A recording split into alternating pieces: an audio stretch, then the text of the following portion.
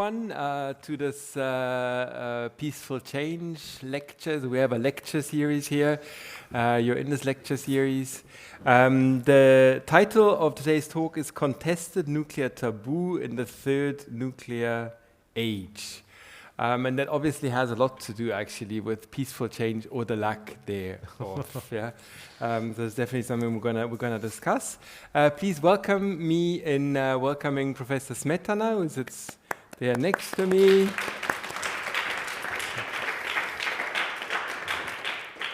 And he actually really deserves a big round of applause. Yeah, so just a very few things from his vita. He's director at Charles University at the Peace Research Center in Prague, and studies lots of very, very interesting things. So nuclear weapons, you'll hear, chemical weapons, political psychology, with that also deterrence. So a very broad, at the same time also deep research portfolio on international security. His publication record is absolutely phenomenal. Yes, I think if I counted correctly, there was something like 6 really fantastic publications in the last 4 years, what I saw. On your webpage, there's nothing 2024, but I'm sure that has to be updated.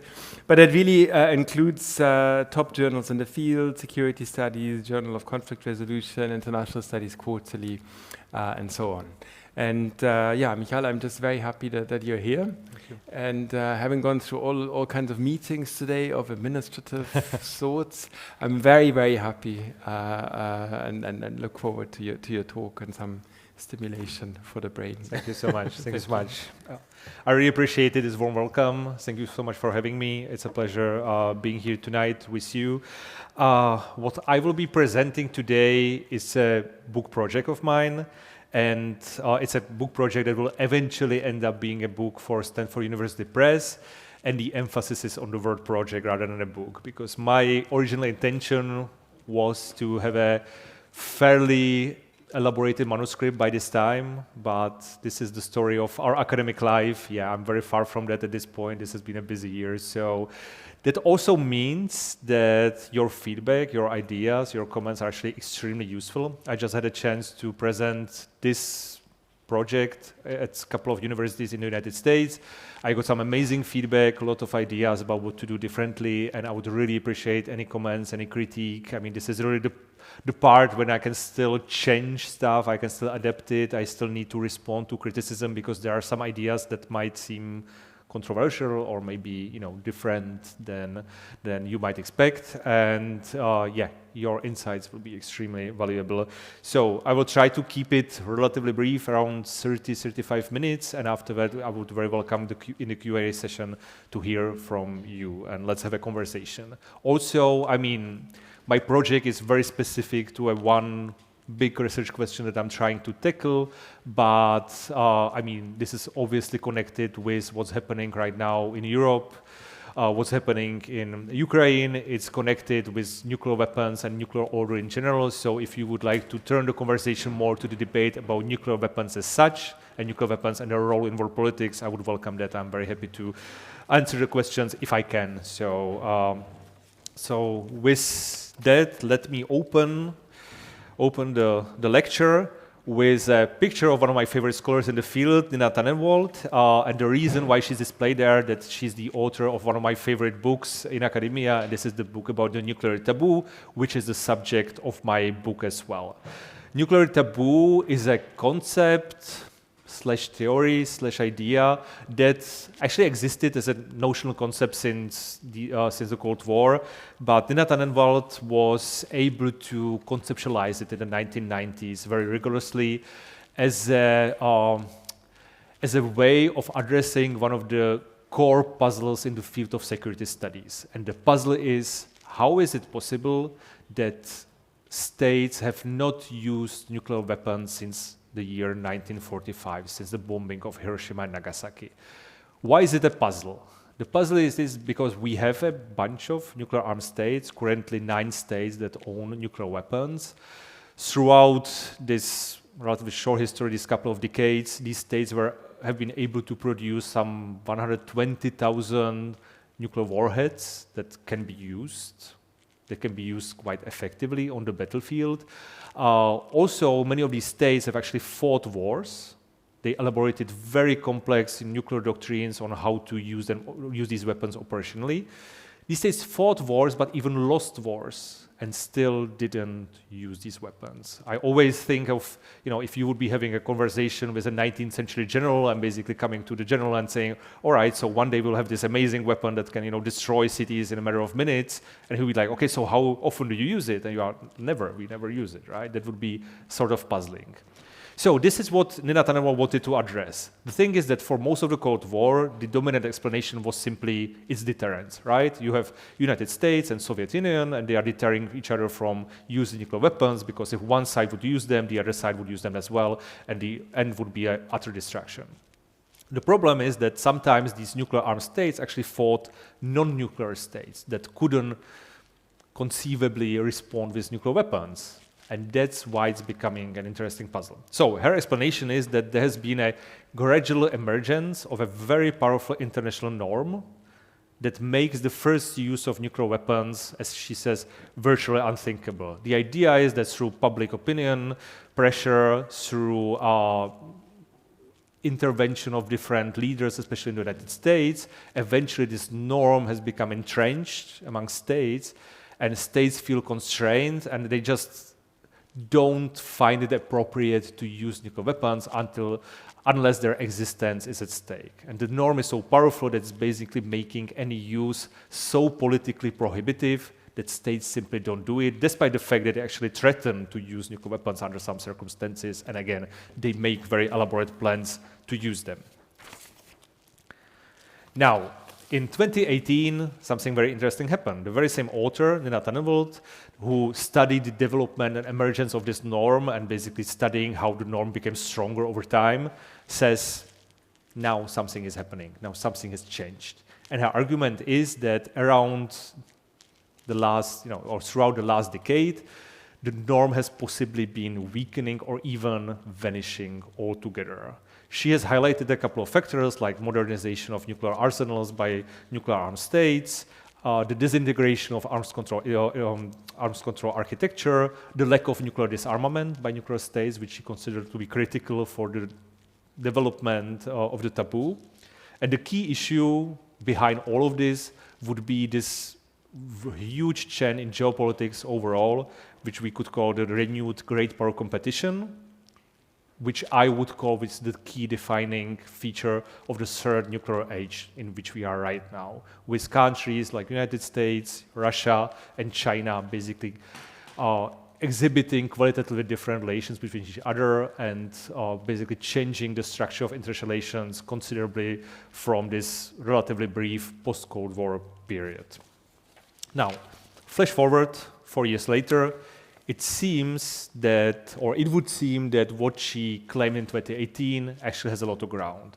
In February 2022, Russia has conducted a full-scale invasion of Ukraine, and from the very first moment, this conflict, which has been kept conventional for now, has been fought under what we can call a nuclear shadow, right? The Kremlin has repeatedly engaged in nuclear saber-rattling, very often highlighting Russia's powerful nuclear arsenal and the threat of a nuclear war in case the West would cross some of the Russian red lines. The arms control architecture that I mentioned before has gotten another blow, with Kremlin deciding to suspend the New START Treaty, which was the last treaty that limited nuclear arsenal of the two superpowers. Russia also shared nuclear weapons with the neighboring Belarus and took steps to update its public nuclear doctrine. And for many observers that you can see, in the newspapers, media, experts, this was another clear sign that the taboo has been eroded significantly. Some even arguing it's disappearing or that maybe might soon even die. Now, these are all fairly intuitive claims, and I understand why many commentators would basically make this claim. But they still made me very skeptical and made me thinking, right? So, first of all these claims about the nuclear taboo basically dying or disappearing from world politics, assume that violating the nuclear taboo, or in this case just talking about violating the taboo by Russia, would automatically damage the norm and make it weaker, right? It is an automatic relationship. But we actually know from sociology that this is not how norms work in general, right? Many powerful norms are contested or even straight out violated from time to time. I mean, including very powerful taboos that we know from society, like prohibition of incest or prohibition of cannibalism, which are for sure like taboos that are very strong overall globally. There are still cases from time to time when these taboos are violated. They are usually, appear in the media as like a huge transgression. And usually when you read about like a recent case of cannibalism, you don't really consider the norm against cannibalism to be somehow automatically weakened. You don't feel like, okay, since somebody else did it, you just don't feel the pressure to start eating human flesh yourselves, right? It would feel strange. In fact, very often what you see is kind of a backlash in society, revulsion, shock, which some sociologists argue can actually have a paradoxical opposite effect, that these deviance events show us that norms actually exist, that they operate, and that violating the norm would also be met with punishment. Ultimately, sociologists argue that these normative transgressions, if they are occasionally, they are just not happening all the time, that they allow societies to reaffirm the validity and meaning and hierarchy of the norms. It's in these instances we can actually see the norms in action, and that's what makes them potentially, further existing or powerful or binding in politics. Another problem for me was, or still is, that few people were actually able to come up with a meaningful way of measuring the strength or the weakness of the taboo compared to how strong it was previously. Everybody seemed to be just like going with the gut feeling that sudden return of nuclear weapons to public debate signals the weakening of the nuclear taboo. But is our intuition correct here? These are the two guiding questions that made me propose this book project to Stanford University Press and simply investigate empirically whether the nuclear taboo has really become weaker today in the third nuclear age, and how can we tell that it's become weaker. Now, very quickly, I don't want to spend too much time on theory. I'm very much happier to engage with you on a more practical aspect of the book, but I think at least on a basic level, it's necessary. So, to better account for the arguments I'm making in the book, let me just briefly provide some remarks on the theoretical background which is rooted in sociology and social psychology. So in my book, I built on the work of mainly Cristina Beccieri, who conceptualizes the nuclear taboo as a social norm that states in world politics conform to because of some social expectations, right? Nuclear taboo is a social norm based on empirical expectations, which are beliefs about what we expect others to do in a given situation. So in this case of the nuclear taboo, the argument is that, or the expectation is that, save for the extreme circumstances, like the survival of a state, states simply don't use nuclear weapons first, even if their use provides them with strategic advantage. There are also normative expectations in which you believe what others think that you should do. In this case, it's based on the belief that other states consider the first use of nuclear weapons as an unacceptable transgression, and they will be willing to punish it. This is the important component. And then there is the third component, or expectations, which I call the ontological expectations, which is simply that we have some shared understanding of the nature and distinctiveness of some social and material objects that the norm regulates.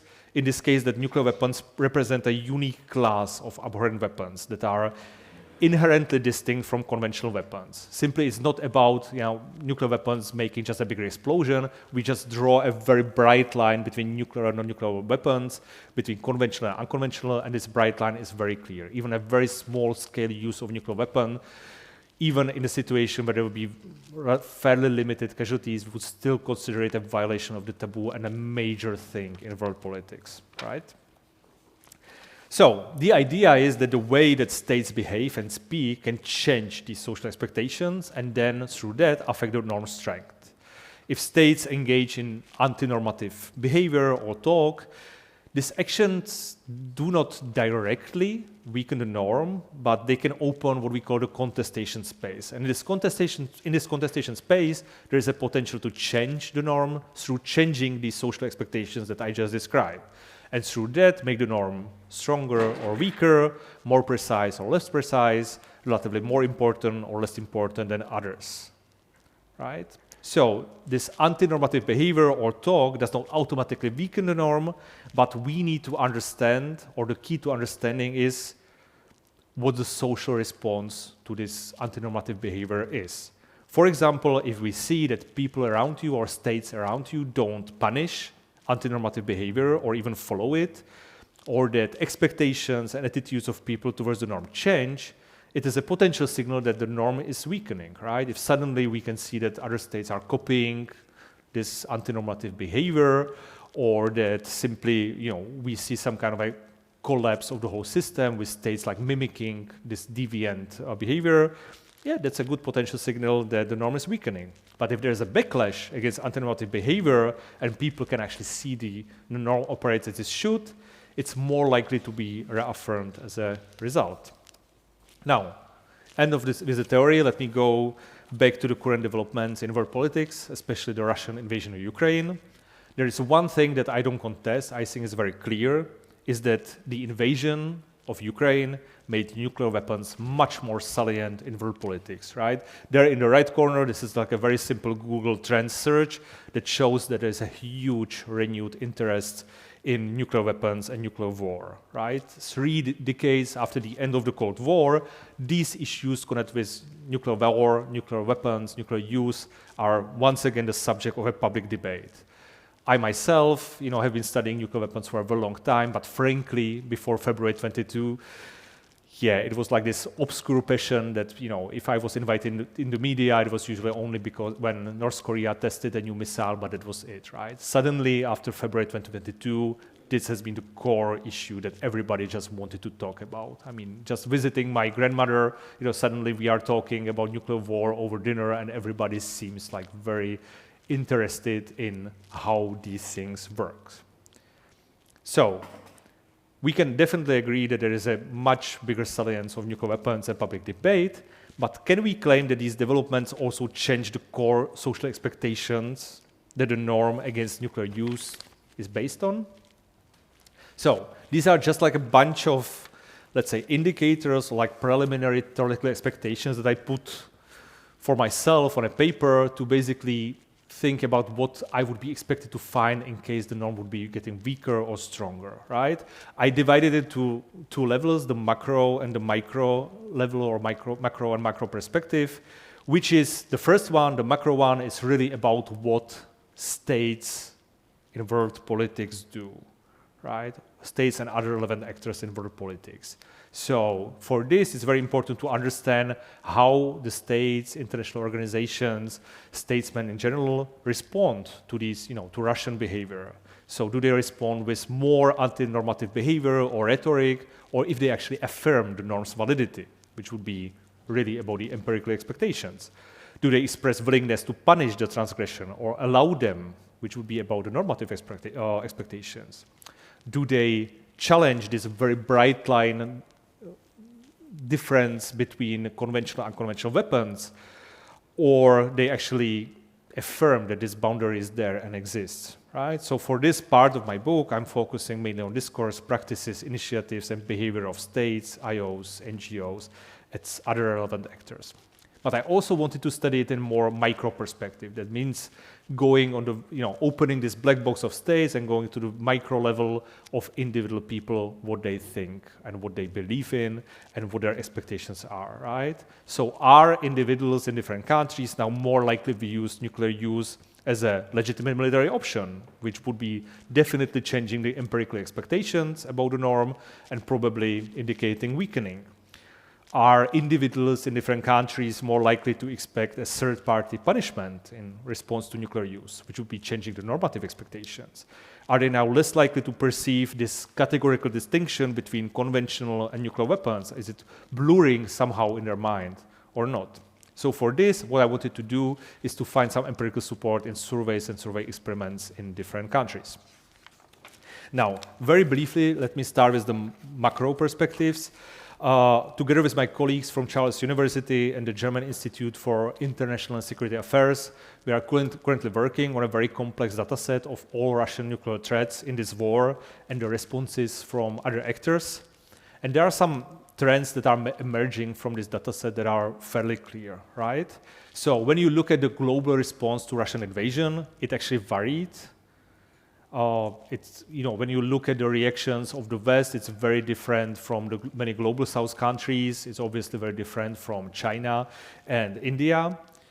But the idea of nuclear use in this conflict is basically universally, or has been universally condemned, right?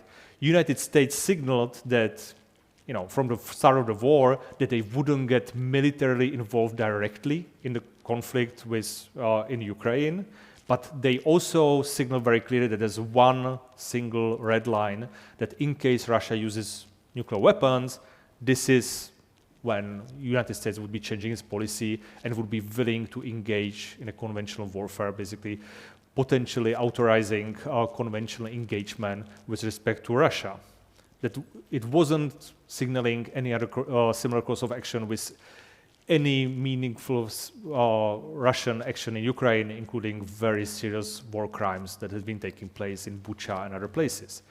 We also saw very strong signaling from states that currently tolerate Russian invasion, like China, India, but also Brazil and some other global South countries, that made very clear that they are uncomfortable with Russian nuclear threats, and the violation of a nuclear taboo would be met with punishment from their side, right? That very much changing the overall approach to Russia in this conflict.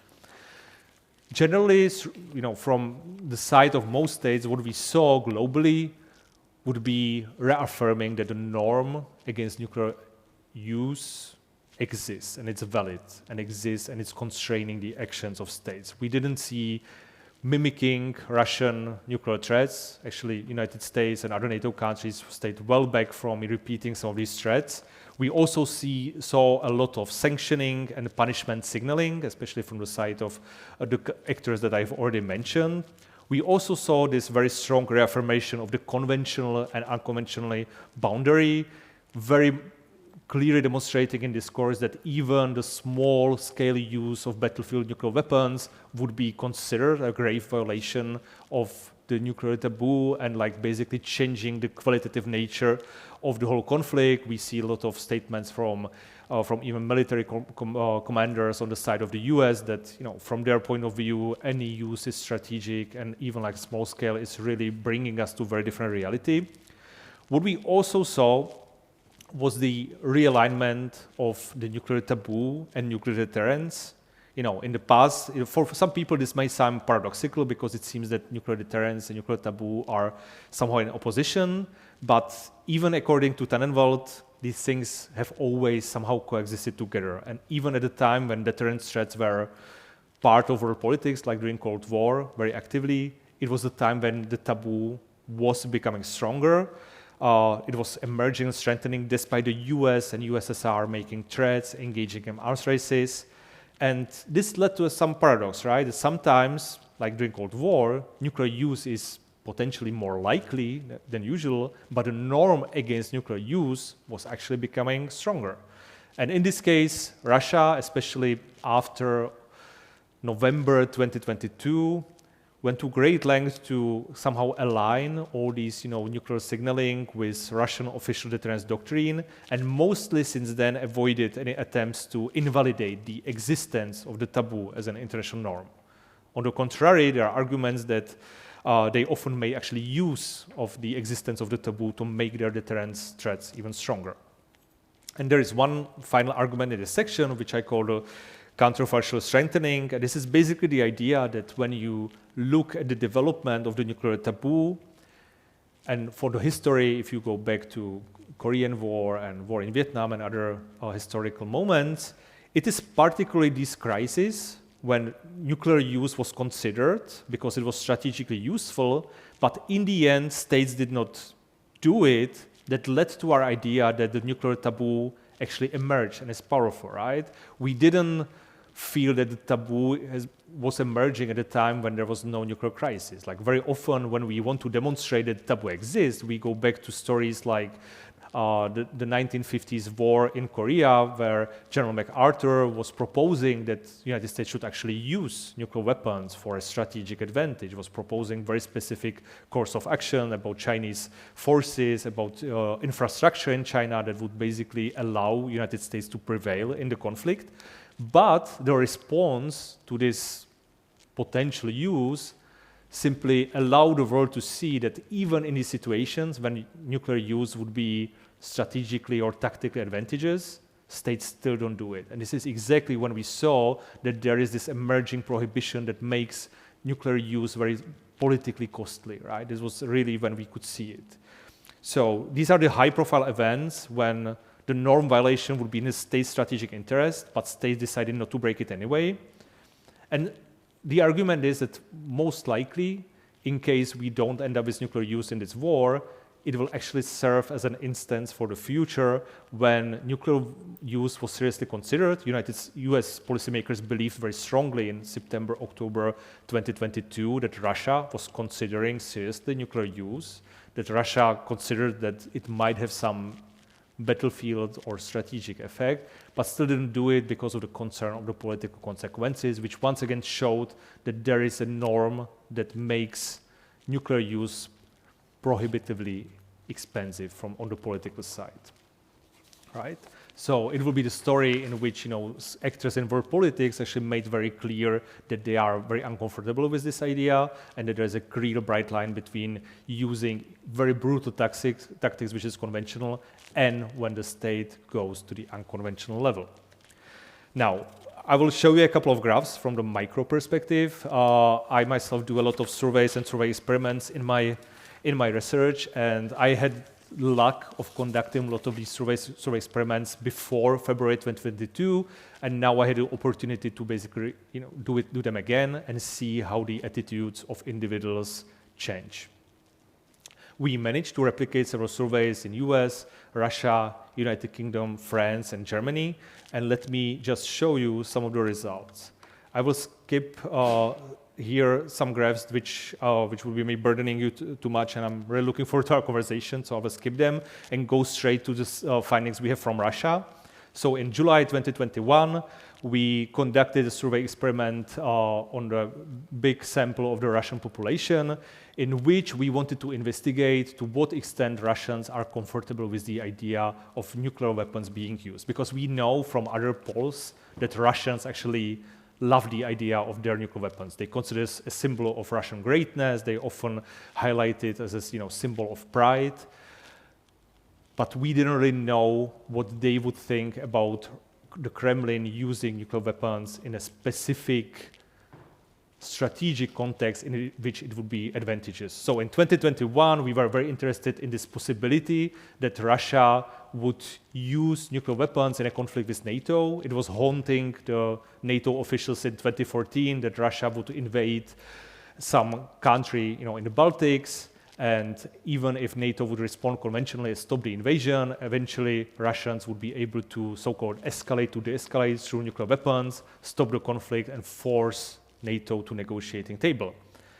And this was exactly the scenario we presented the public with. We made very clear that in this scenario of a regional war in the Baltics, Russian generals are basically proposing to use single nuclear weapon against a Polish military base as a way of basically preventing humiliating defeat and arrive to some kind of negotiating settlement. And we made very clear that in this situation, if nuclear weapons wouldn't be used, Russia would most likely be defeated. Now, even under these circumstances that we described, we saw relatively low support for nuclear use, like 70% of people were simply more comfortable with the idea of Russia losing the war than seeing nuclear weapons being used. We tried to replicate it in 2024 when there was a very clear argument that the whole Russian nuclear discourse would normalize nuclear use and people would be more comfortable with nuclear use. And the result is that we basically see no difference whatsoever. The difference was less than 1 percentage point, which in statistical terms is not at all. We also wanted to inquire if it would be different if Russia would use nuclear weapon or would be considering to use nuclear weapons against Ukraine, which is a non-nuclear country. You could argue that NATO could respond with nuclear weapons of its own. So we also devised a scenario in which it is Ukraine that's making counteroffensive in Crimea. Russian forces are slowly pushed back from there, and there is a real threat of Russia losing Crimea altogether.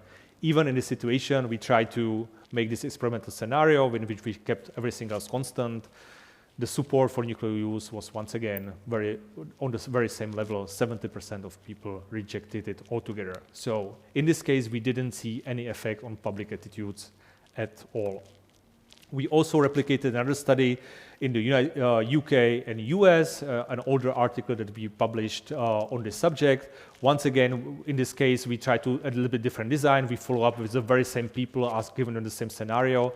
Once again, we didn't see any change in attitudes among the US and UK individuals when it comes to nuclear use. The resistance to nuclear use was basically identical. We tried to do the same with replicating some of the work of Scott Sagan, Janina Dale, and Ben Valentino, in which we took their scenarios and replicated them a couple of years later. Once again, we didn't see any rise in support for nuclear use in these scenarios, which nuclear weapons were used in the vignette against some terrorist targets. If we saw something, it was a drop in case of France, but we didn't see any more support for nuclear use, which we would expect in case individuals would change their social expectations about the norm and the taboo would be eroding. The last point, and I can actually demonstrate something very interesting, when we did some follow-up studies in Germany and also Netherlands, I show only Germany here, we actually saw that individuals changed their views and beliefs about nuclear deterrence quite dramatically. So we could see that since September 2020, through the start of the war until 2023, there are much more people in Germany who believe in nuclear deterrence. Much more people who believe that nuclear deterrence works and is able to deter. But we didn't see anything like that when it comes to the beliefs about the legitimacy of nuclear use. Once again, the differences are in single percentage points, unlike the beliefs in deterrence, which we saw a huge effect across these years. We also considered, and this is maybe like a small twist of what I'm presenting, is that whether when we are surveying the population samples, what it actually says about the taboo. If we actually see, sometimes 30, 40% of people, sometimes 50 support nuclear use, is it really a taboo? The argument in the book is that even if the views on nuclear use haven't changed, so there is no erosion of the taboo that we would expect, the taboo itself is actually mainly an elite phenomenon, and it's mainly shared by the political elites and some segments of the public. Right, so what we did was replicating some of the public opinion surveys and survey experiments on nuclear use and try to give the same scenarios of nuclear use to politicians. In this graph, I'm showing our study when we tried to simultaneously study support for nuclear use on a public sample and on a sample of British parliamentarians, British politicians, and we saw a huge effect of whether you are basically a member of the general public or an elite. The argument is that the politicians, and we had long suspected it, are perceiving the taboo much more strongly, and even in situations in which nuclear weapons would actually provide a huge strategic advantage, like in our scenarios in this paper, elites are less likely to choose the nuclear option despite all the drawbacks that we outlined there. We tried something similar with the members of the German Bundestag, and we saw something very similar. Like every time we asked the same questions, the parliamentarians were systematically less likely to support nuclear use or find it legitimate than the members of the general public. So, to summarize the key arguments that I've been making here, nuclear weapons are definitely more salient in world politics in what we call now the third nuclear age, but we actually see very little empirical evidence that the taboo itself would be eroded as a norm, right? International response to Russia's nuclear saber-rattling mostly reaffirmed that nuclear taboo operates as one of the key prohibitory international norms that's part of how the world works. We also see very little evidence that individuals in very different countries, from Russia through United States to UK to Germany, would be less constrained now by the norm than before the war. They would feel the normative pressure on the norm less than before.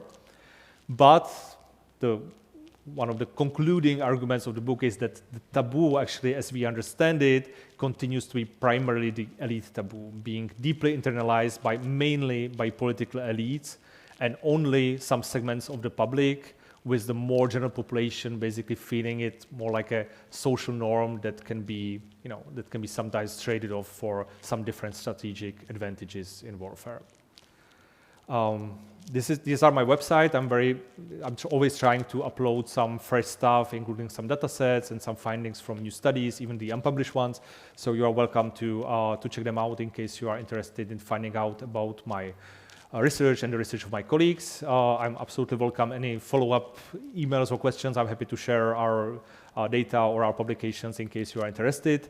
And thank you so much for your attention. I look forward to your questions and comments. Thank you.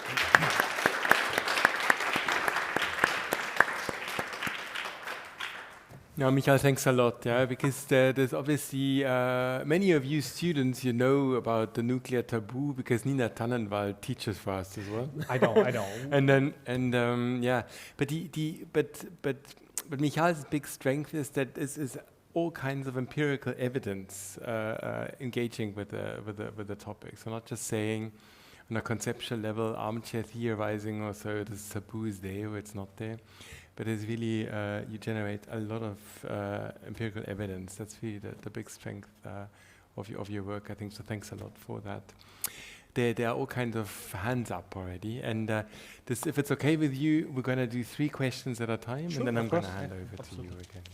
So let's just do 1, 2, 3. Yeah. I'll just make notes because my memory is terrible. So. No.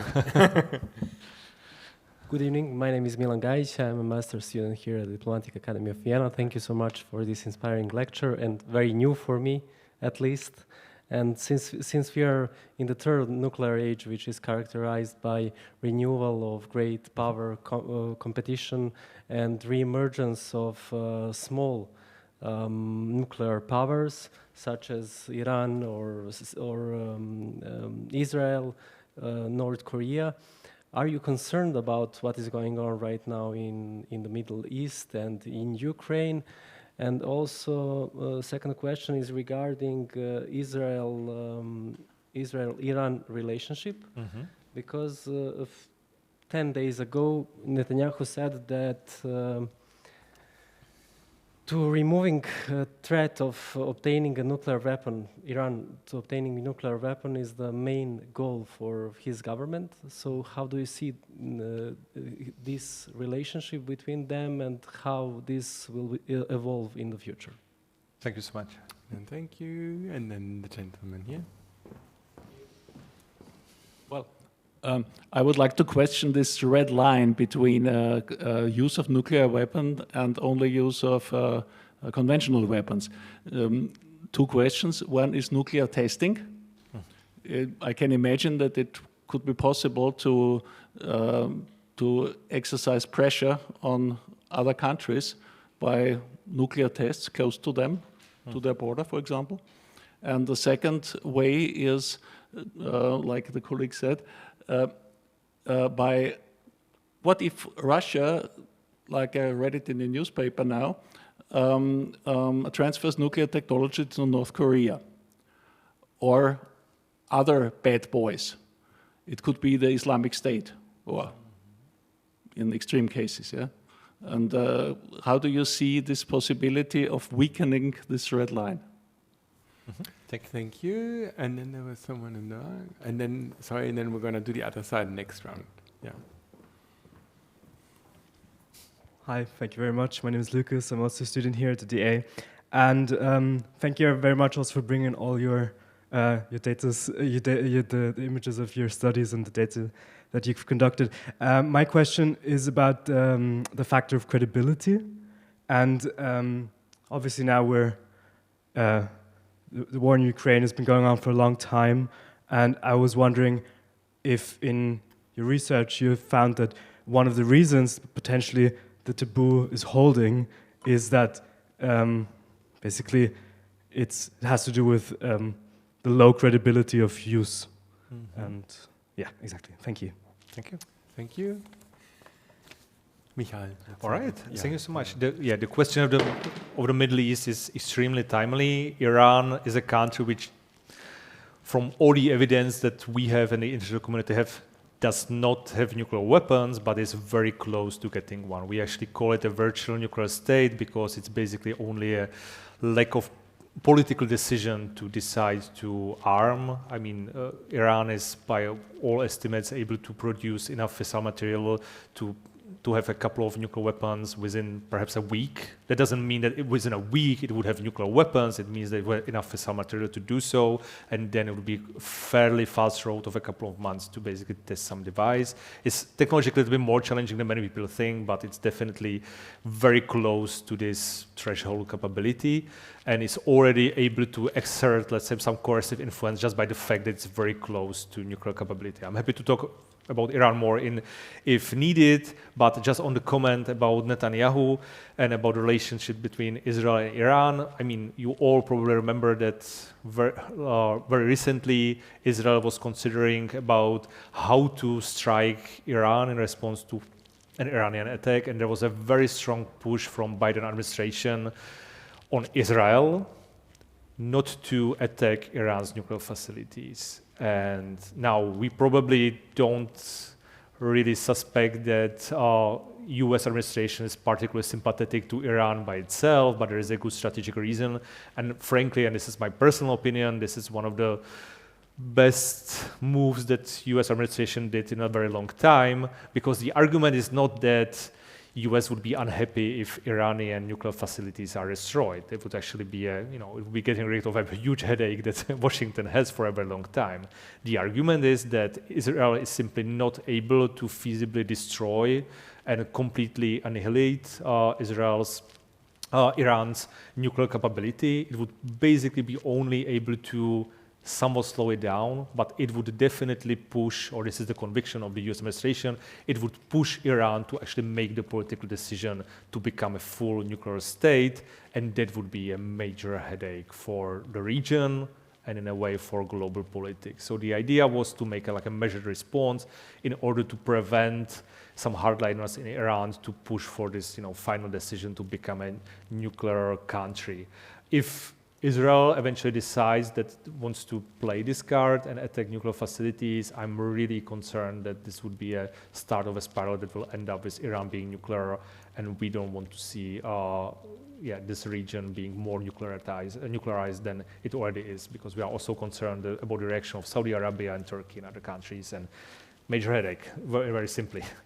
About nuclear testing, absolutely. I mean, nuclear testing is a use in a sense. I mean, it's a use of a scientific experiment to improve weapons, which also have some political effects and, let's say, some status effect and some coercive potential. Again, in the world in which we are living, we basically established that there is that nuclear testing is considered like a distinct practice. There's been also a very strong push to establish a non-testing norm, especially in the 1990s when the Comprehensive Test Ban Treaty was adopted, and it's exerting some kind of normative influence. We didn't really see much of a nuclear testing since 1990s. The exceptions are India and Pakistan in the late 1990s, which was like a one-time event, and they haven't tested since. And then the last exception, which was North Korea, that tested its nuclear weapons for a couple of times after acquiring nuclear capability.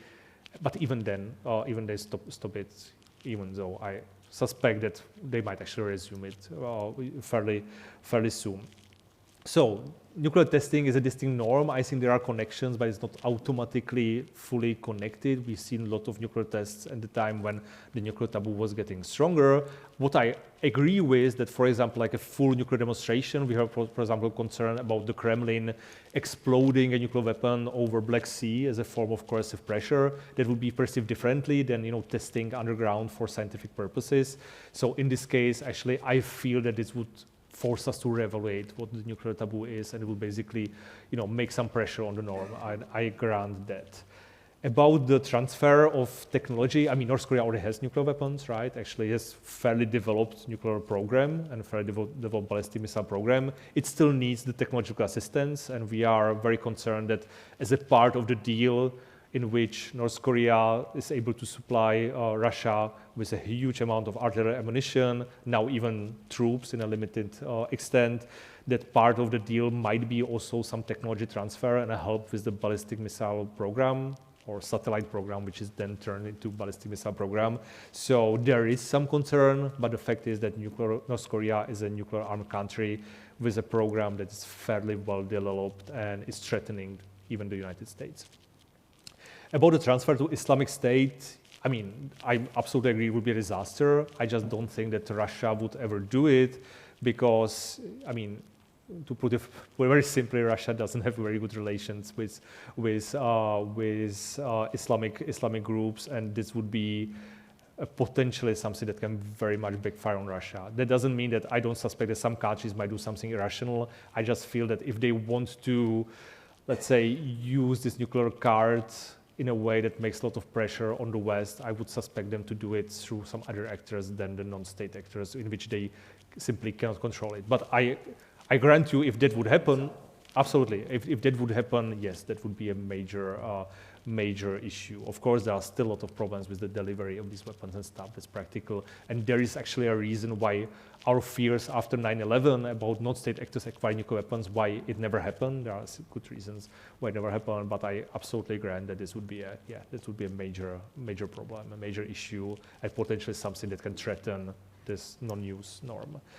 And the last point from Lucas about the credibility and generally low credibility of nuclear use, I think that actually this really shows how this norm actually operates, because why we perceive the low credibility is that, yeah, we actually have this understanding that states generally only use nuclear weapons, and we consider nuclear use only credible for these existential threats, right? So whatever Russia is doing, we are not really convinced that Russia would be using them, for example, in response to Ukraine incursion in Kursk, something that we have been seeing for the last couple of months, right? I mean, Russia is cleverly trying to make this impression. Sometimes we see a lot of media attention to some of these events, but mostly these are not the events that give us that much of a worry. But of course, if we go back to September and October 2022, when these were probably the most risky months so far in the Ukraine war, in which US policymakers basically saw Russian forces collapse in the Kharkiv Oblast in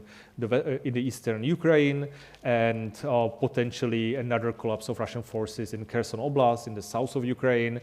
And there was a concern that unless Russia does something quite drastic, it might actually lose a lot of ground, potentially seeing the forces collapse across the very wide front and being, pushed into a very politically problematic positions where US politicians were really concerned about what would happen and considered the use credible in the situation. You could still argue that it wasn't an existential threat for Russia. The important thing or the important worry was if the Kremlin would consider it existential for the future existence of the regime, right, rather than the country itself. And this was a real concern. The story that I think that most of the world accepts, maybe it's not the right one, what happened, because we will never know, but the story we accept is that also through pressure from China, India, and also US, Russia was basically weighing like different options, nuclear use potentially being the one, mobilization being another very politically costly decision, and that was the ultimate decision that helped Russia stabilize its lines and eventually get to the situation in which it is right now. Thank you. Then we can move on to the next 3 questions, and I think this time around I'm going to privilege that side. Yes. Thank you for the lecture. My name is Victoria. I'm also my student here at the DA, and my question concerns the attention of media to nuclear taboos. So you said that it contributes to the erosion of it, and I think that might be one of the reasons why the public is more likely to be in favor of the use of nuclear weapons than the elites. So is it just the media attention in nuclear states and their allies, like basically North America, Europe, and a few Asian countries? Or is this discussion present also in like African, Latin American, other Asian countries that are not directly or even indirectly connected to the issue? And is this presence or lack of discussion in those countries that are not connected directly affect the discussion in the whole world and in those nuclear states, or it's just a separate one, and like African countries discussing the nuclear taboo does not really affect what Europe thinks about it? Thank you. Thank you so much. Thank you. Then we have in the front. Yeah, front. Sorry, Me? That's okay if you had your hand up. I didn't see it. I don't have to, but... That's okay. Yeah. Michal, you know me already. I work at the University of Vienna. I have two short questions for you. One, you were emphasizing that there was a reaffirmation of the boundary between conventional and non-conventional weapons. The recent use by Russia of Oreshnik, when Putin claimed that the destructive power of this weapon is comparable to nuclear weapons, is it a game changer which would erase this boundary, or is it not? And the second one, could you elaborate on, it's a methodological question, elaborate on your replication and the possibility to do the replication in Russia of your study from 2021 in 2024? How was it possible? How did you gain access, and so on? Thank you. Thank you. And then there was one in the front. Yeah. Hello, I'm Ibrahim. I'm a STU student. I was just wondering, on the issue of, say, aside from the media, how does diplomatic ties between non-aligned countries bolster or hinder the taboo status of the nuclear taboo status? That's all I want to know. Thank you. Thank you. It was again 3. So Michal, go ahead. Sure, absolutely. So yeah, the attention of media. Actually, that was like a hypothesis of a number of people who made arguments. Even there's a very famous article in Foreign Affairs, which basically says that the media attention to nuclear issues basically normalized nuclear use, and that it must have influenced how people think about legitimacy of nuclear use. I think it was a fairly justified hypothesis. I can understand the mechanism. The thing is that we don't really see it in the empirical evidence, because at least in all the surveys that we have conducted, the views of the public or individuals simply have not changed. So if they remain the same, like before the media attention and afterwards, we just simply assume that the media didn't really have a causal effect on how individuals think. It definitely made individuals more concerned about the threat of nuclear war, absolutely. It made individuals more interested in nuclear weapons. We saw all of that, absolutely, I agree with that. So it's not like that attitudes overall towards nuclear weapons wouldn't change, right? I mean, I was even showing the graph with which all this media attention or general focus on nuclear weapons in public debate actually changed the view that German and Dutch public have on nuclear deterrence, and very substantively. But it's still, at least from the evidence we have, it still didn't directly impact, or we don't at least see this evidence, the belief that the nuclear use is appropriate or inappropriate. They basically stay on the same level. To be completely fair, you could argue that that there were like very different forces that eventually made the whole percentage of people eventually stable, and these forces went against each other. But from our designs that we have, I still would argue that this is the more likely explanation, that the individuals have changed their views on nuclear weapons, but they haven't changed their view or the social expectations about nuclear non-use norm and about the possibility of nuclear use being an appropriate course of action in world politics. That would be my argument. We don't have data, obviously, from many countries. I would love to get some more data from Asia and Africa, but I'm very constrained by the fact that we simply don't have the evidence from these countries before the war, right? So we would be now able to survey many populations in different countries. We even now have a really good budget to do so. The problem is we cannot replicate earlier surveys because we simply don't have the pre-war data from these countries. So we could demonstrate, for example, how the attitudes of individuals in an African country or an Asian country differ from those in Europe and the United States and Russia, or elsewhere that we have surveyed before, but we have no way of coming back to the past and seeing if their views also changed. That doesn't mean it's actually not interesting. I would be quite interested in doing so. So we might do that in the future. But yeah, there is just as much as we can do with the data we have. But thank you. It's a really good question, I think. About Oryshnik. I mean, Oryshnik is a intermediate range ballistic missile that can carry nuclear warheads. The use by Russia was made in a way that didn't carry nuclear warheads, so it was a conventional use of a weapon that can be potentially used as a nuclear one, but that's really not very... I understand why it got media attention. It was a, media love novelty, right? So every time there's like a new weapon system being used, I mean, everyone who studies nuclear weapons gets like 50 calls per day, okay, so is this new? Is this a game changer? Is this a breaking? But Russia has been using, for example, Iskander missiles from the day one of the war. And these weapons can and do carry nuclear warheads when Russia wants, right? So in principle, this didn't qualitatively change, in my view, like this practice, but obviously it's an escalatory step in a way because, yeah, I mean, this type of weapon hasn't been used before, and Russia definitely wanted to send a strong message in response to what US did in terms of allowing the use of ATACMS on Russian territory. So I see a qualitative change, but I don't see it like directly contesting the core of the, these expectations behind the taboo. Methodological question about Russia, very fair questions. By the way, if you'll be interested, I'm very happy to share the paper. We have a preprint right now that is under review, so I'm happy to share it. It was a very tough decision for me to do it. Basically, from the very beginning of the war, we were asked by different colleagues, you guys should replicate this, right? You should find out if the views of the Russian public change after war.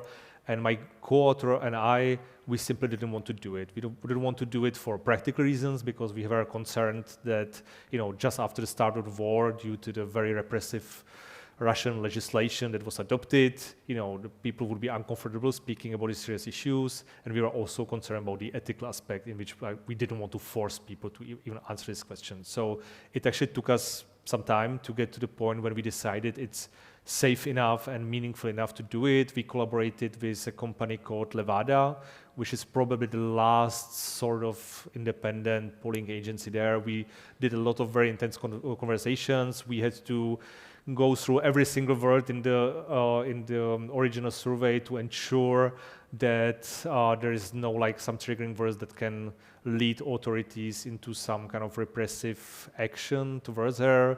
Very frankly, there were some small nuanced changes. So, for example, they forced us to cross out the word humiliating because they found that Russian authorities could have a problem with that. We even had to cross one word occupation in one context. They just find a different way because occupation was very problematic in this context. So there were some small changes. Otherwise, they did a really good job, really having proper probability sample of some 1,500 Russians, doing face-to-face interviews throughout the country, even very remote regions in Siberia. And we also have a lot of evidence that, the core of the sample hasn't changed. We were trying to control for the number of people who express that they are, for example, opponents of the regime, which in our sample was fairly high. People very comfortable say that they disagree with the regime. Obviously, it was a relative minority, but it was still about, I don't remember exactly, but it was a substantive minority for sure, which kind of reflects the society in Russia, because majority of people in Russia are, let's say, less politically engaged and generally approving of the regime in some form, whatever that means. But that would be a different discussions. So yeah, there were some challenges which were partly methodological, partly, I would say, ethical. We tried to grapple with them as well as we could with some limitations. So yeah, even our paper actually has a very lengthy part where we try to explain these challenges, and absolutely there are limits to what we found. It's just very often what we have to admit is just the best evidence we can get with some limitations and work with that. That's basically it. And about non-aligned countries, yeah, I see non-aligned countries as a fairly powerful voice, which is, let's say, anti-nuclear or keeping the idea of using nuclear weapons inappropriate. in the sense, I don't mean in a soft sense, but more like how it's used in the normal literature in international politics. Obviously, I have some doubts to what extent these non-aligned voices are actually powerful enough to really, shape world politics. But we can probably agree that there are huge limits to it. That power matters a lot about who speaks and how. But yeah, I mean, generally, it's a voice that is there. Some people also argue that sure, I mean, nuclear taboo is actually now codified in an international treaty where not many non-allied countries are part of, which is the Nuclear Ban Treaty adopted fairly recently in 2017 and now in place since 2020, 2021, I'm not sure. Yeah. So now we actually have a treaty which prohibits nuclear use explicitly, basically says any use of nuclear weapons prohibited. But there is an obvious drawback that we all know that there is not a single nuclear armed country that will be part of this treaty. Even all NATO allies basically refuse to accede to this treaty, at least for now. So and all of these actors actually are rejecting the legitimacy of this treaty. So again, there are some limits, but I would say that at least some pushback against the idea that nuclear weapons could be used is there from this side of the world, I would say. Thank you, and then let's do one more round, and if there are more questions, then 3 will survive. Let's do 1, 2, 3, and I think then we are safe. Yeah. Thank you for the lecture. I'm Ismail, and I'm a student here as well. My question is related to the issue which was already raised. It's about credibility.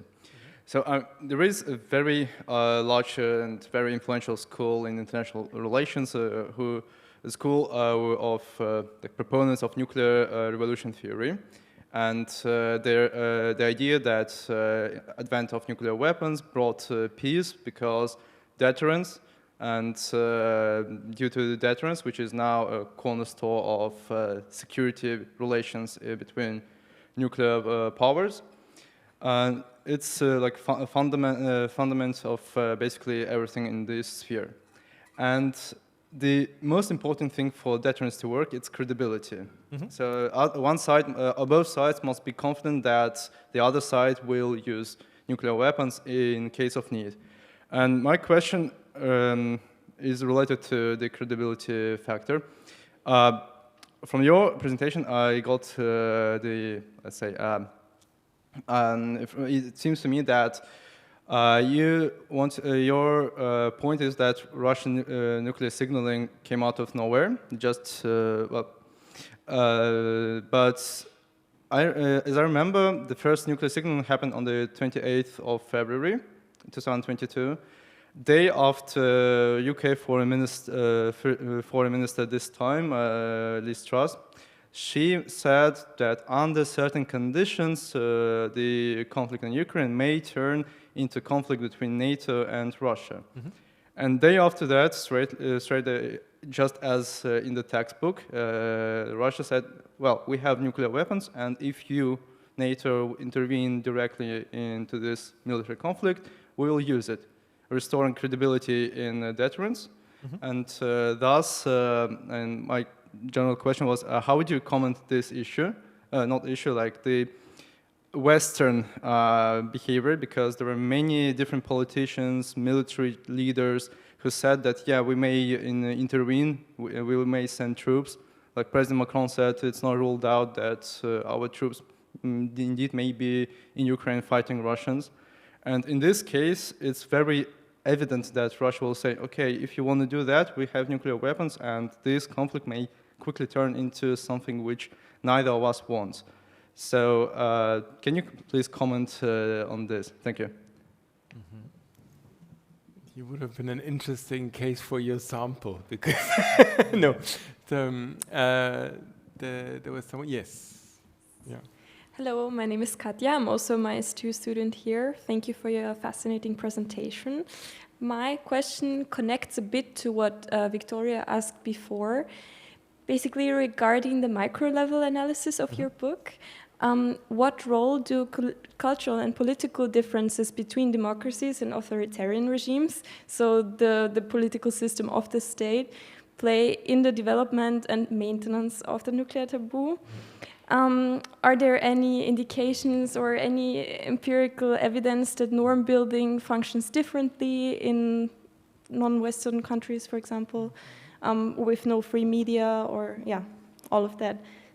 And also, these are probably factors that elite and civil society share, right? Yes, that's my 2 questions, I think. Thank you. And yeah. Hi, I'm Patrick with the MICE2 program here as well.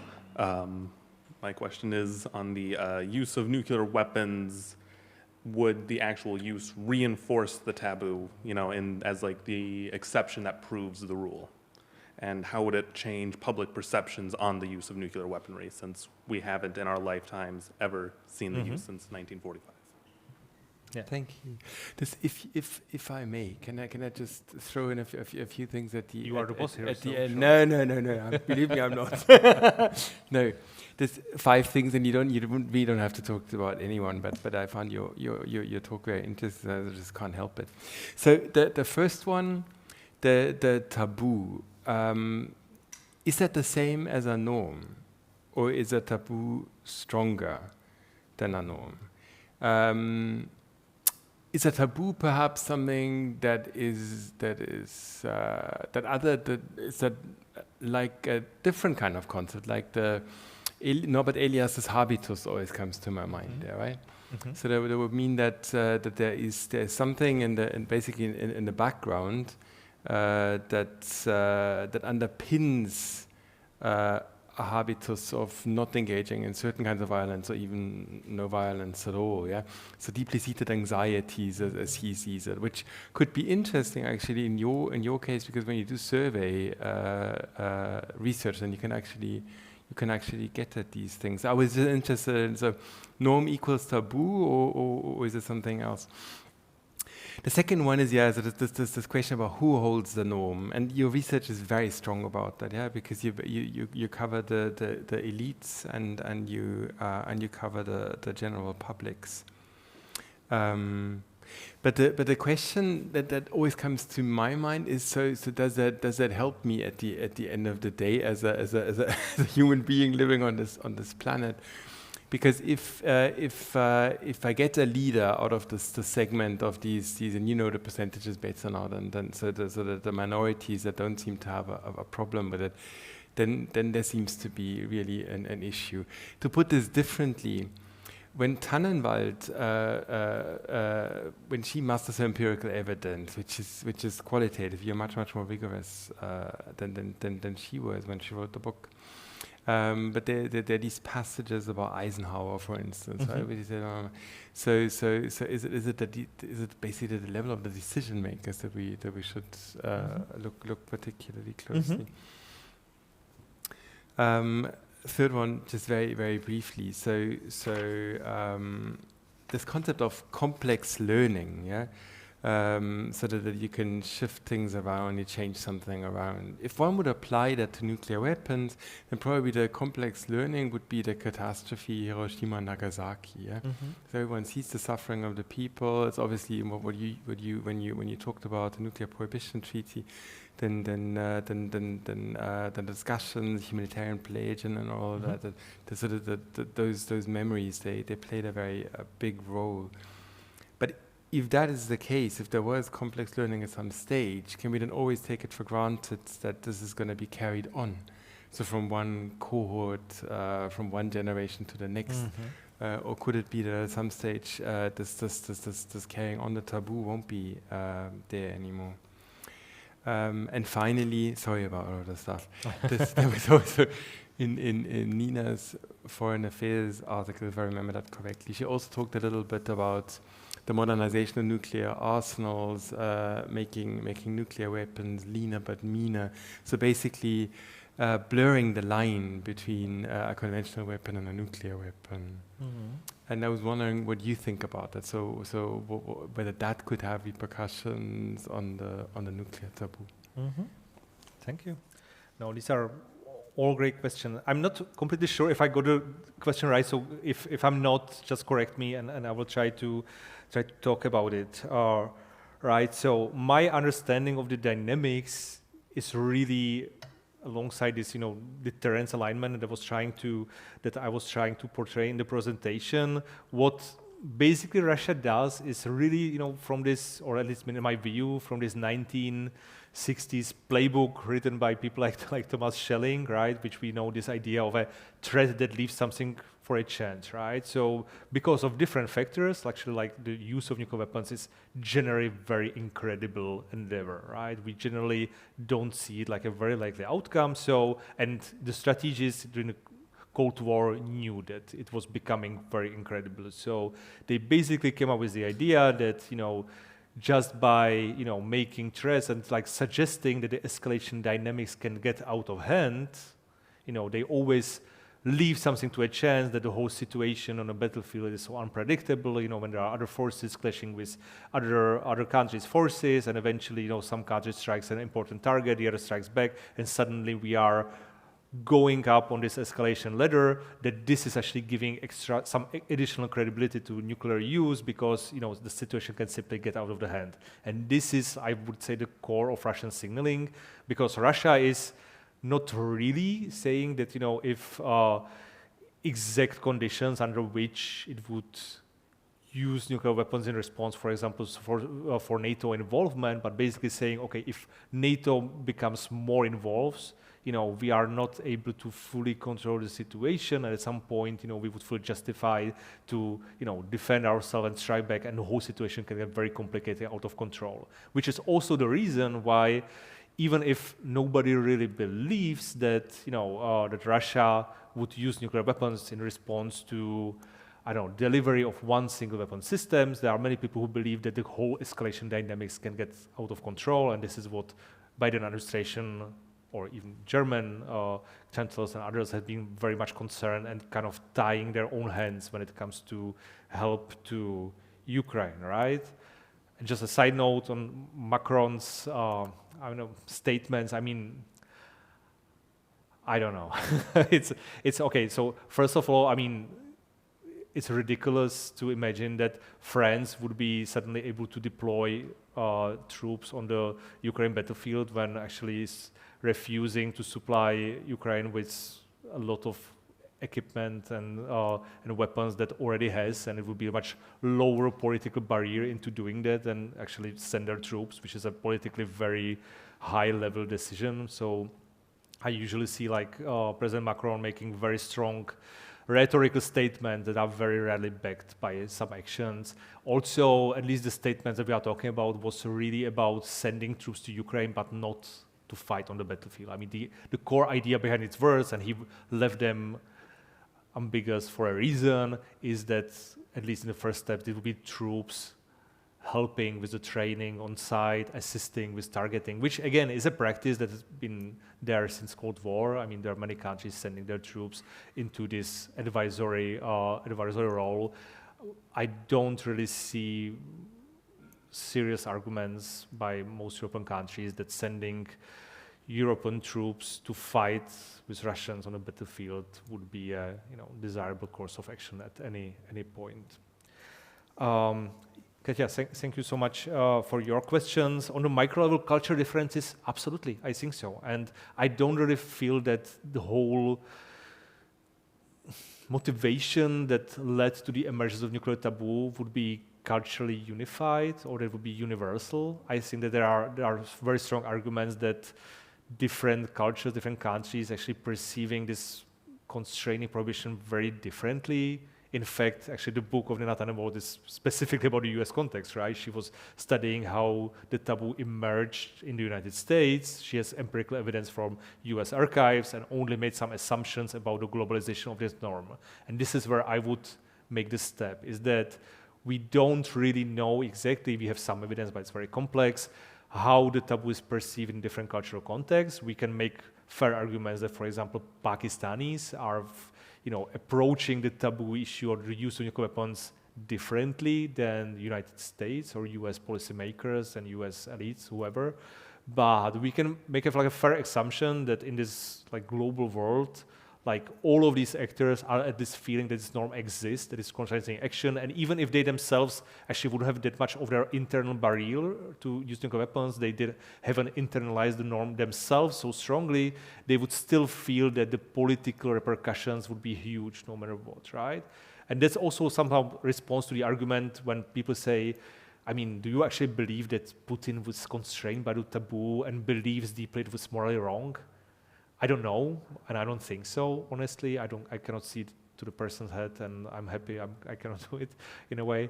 But I think it's a fair argument that even if he himself would actually like to use nuclear weapons as he would want it, he still feels that the political costs are there, and the political costs are there because, you know, globally, most states feel that this is wrong and they don't want it to happen for different reasons.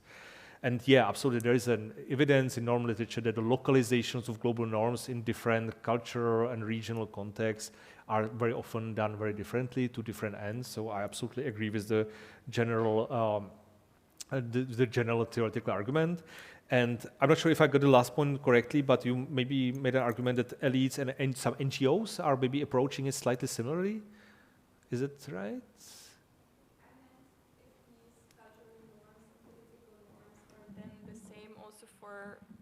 I meant if the cultural and political norms for that society then also apply to the elites and to the civil society. Yeah. Civil society.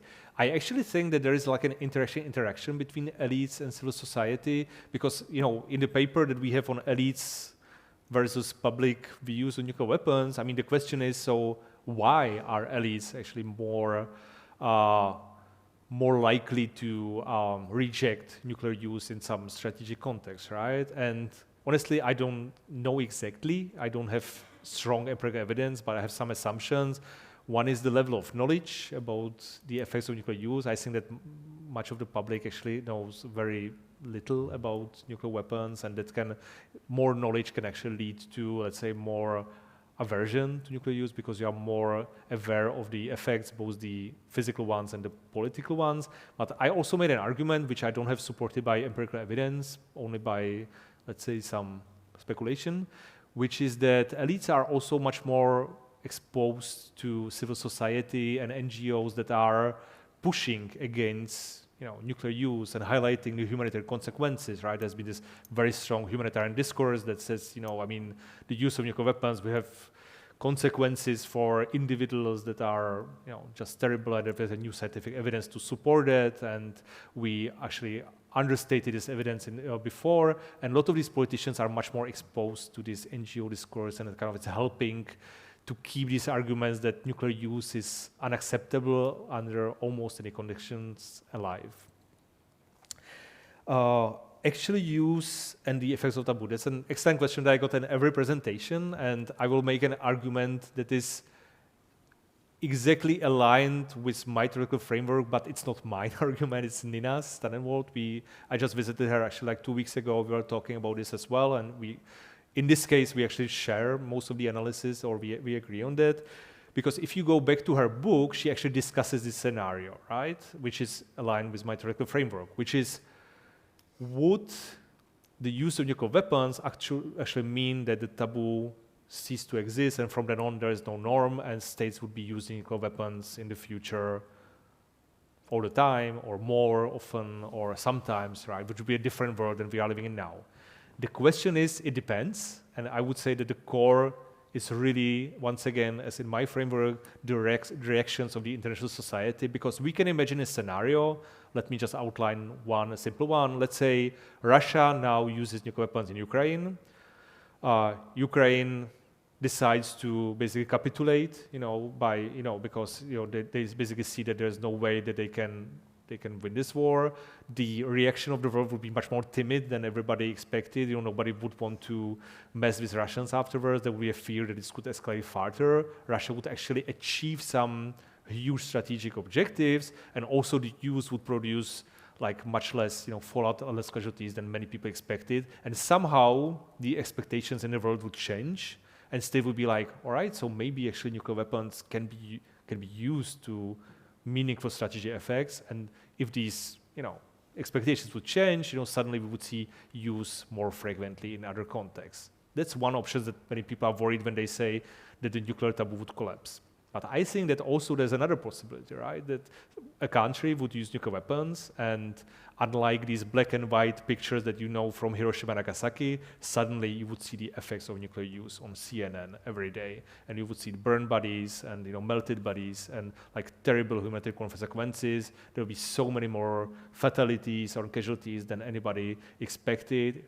The world would be horrified, and there would be a new push for disarmament. There would be a lot of public pressure to do something. It would be just like a horrifying effect that would actually eventually strengthen the norm against nuclear use, but basically trying to make it like the last use possibly ever, and make a new push for nuclear disarmament.